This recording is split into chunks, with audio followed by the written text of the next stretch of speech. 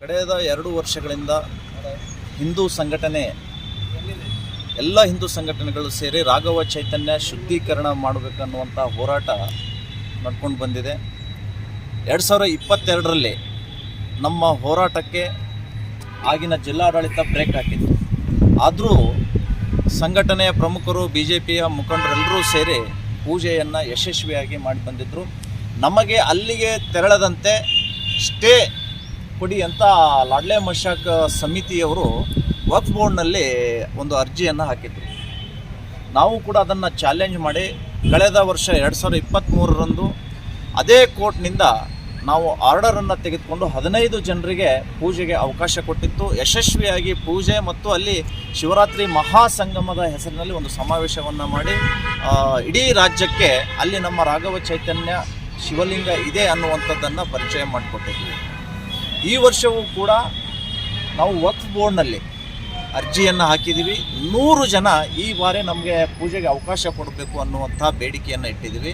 ಅದು ವಾದ ವಿವಾದ ಎಲ್ಲ ಆಗಿ ನಾಳೆ 4ನೇ ತಾರೀಕು ಅಂತಿಮ ತೀರ್ಪನ್ನು ಕಾಯ್ದಿರಿಸಿದ್ದಾರೆ. ಅದನ್ನು ನಾವು ವೇಟ್ ಮಾಡ್ತಾ ಇದ್ದೀವಿ. ನಮಗೆ 100ಕ್ಕೆ 100 ವಿಶ್ವಾಸ ಇದೆ. ಕಳೆದ ಬಾರಿಯಂತೆ ಈ ಬಾರಿಯೂ ಕೂಡ ನಮಗೆ ಪೂಜೆಗೆ ಅವಕಾಶ ಸಿಗುತ್ತೆ ಅನ್ನುವಂಥದ್ದು. ಇನ್ನು ಜೀರ್ಣೋದ್ಧಾರ ಸಮಿತಿ ಅನ್ನುವಂಥದ್ದು ಒಂದು ಕಮಿಟಿಯ ಅಧ್ಯಕ್ಷರು ಹೈಕೋರ್ಟ್ನಲ್ಲಿ ರಿಟ್ ಹಾಕಿದ್ದಾರೆ. 500 ಜನರಿಗೆ ನಮಗೆ ಅಲ್ಲಿ ಪೂಜೆಗೆ ಅವಕಾಶ ಕೊಡಿ ಅಂತ.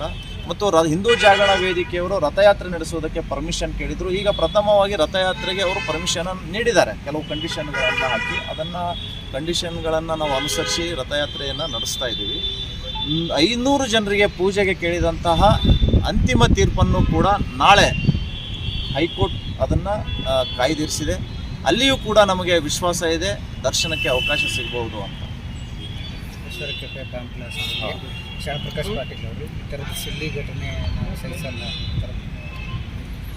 ನೋಡಿ, ಈ ಕಾಂಗ್ರೆಸ್ನವರ ಮೃದು ಧೋರಣೆಯಿಂದಲೇ ಇವತ್ತು ನಮ್ಮ ರಾಜ್ಯದಲ್ಲಿ ಮತ್ತು ರಾಷ್ಟ್ರದಲ್ಲಿ ಬಾಂಬ್ ಸ್ಫೋಟ ಅಂತ ಘಟನೆಗಳು ನಡೀತಾ ಇದ್ದಾವೆ.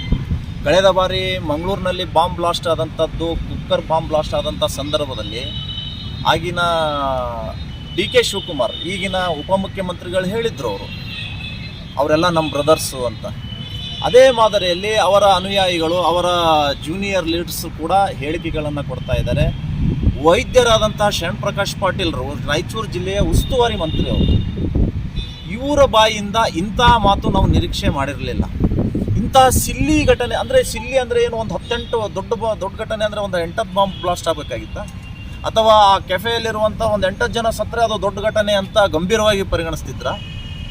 ಏನು ಇವರು ಮಾತಿನ ಅರ್ಥ? ಇಂಥ ಹೇಳಿಕೆಗಳಿಂದಲೇ ಇವತ್ತು ಮುಸ್ಲಿಂ ಟೆರರಿಸ್ಟ್ಗಳು ಕಾಂಗ್ರೆಸ್ಸಿನ ತಲೆ ಮೇಲೆ ಕೂತ್ಕೊಂಡಿದ್ದಾರೆ. ಪ್ರಿಯಾಂಕಾ ಖರ್ಗೆ ಘೋಷಣೆನೇ ಕೂಗಿಲ್ಲ, ಪಾಕಿಸ್ತಾನ್ ಜಿಂದಾಬಾದ್ ಅಂತ ಘಂಟಾಘೋಷವಾಗಿ ಹೇಳಿದರು. ಇವತ್ತು ಬಾಯಿಗೆ ಬೀಗ ಹಾಕೊಂಡು ಕೂತ್ಕೊಂಡಿದ್ದಾರೆ. ಇವರ ಹೇಳಿಕೆಗಳೇ ಇವತ್ತು ಆ ಮುಸಲ್ಮಾನ ಟೆರರಿಸ್ಟ್ಗಳಿಗೆ ಪ್ರಚೋದನೆ ಕೊಡ್ತಾ ಇದೆ. ಈ ರೀತಿಯಾದಂಥ ನಿರ್ಲಕ್ಷ್ಯ ಧೋರಣೆ ಮತ್ತು ಅಲಕ್ಷ್ಯ ಮಾಡ್ತಾ ಇರುವಂಥ ಮಂತ್ರಿಗಳನ್ನು ಸಂಪುಟದಿಂದ ವಜಾ ಮಾಡಬೇಕು ಅಂತ ನಾನು ಸಿದ್ದರಾಮಯ್ಯನವರಿಗೆ ಆಗ್ರಹ ಪಡಿಸ್ತಾ ಇದ್ದೀನಿ. ನಾನು ಹೇಳೋದು ಏನು ಅಂತ ಕೇಳಿದರೆ, ಯಾರೇ ಇರಲಿ, ಯಾವುದೇ ಸಮುದಾಯ ಇರಲಿ, ಇಂತಹ ಬಾಂಬ್ ಬ್ಲಾಸ್ಟ್ ಆದಂಥ ಸಂದರ್ಭದಲ್ಲಿ ಗಂಭೀರವಾಗಿ ಮಾತನಾಡುವುದು ಕಾಂಗ್ರೆಸ್ನವರು ಕಲಿತುಕೋಬೇಕು ಅನ್ನುವಂಥದ್ದು ನಮ್ಮ ಆಗ್ರಹ ಇದೆ.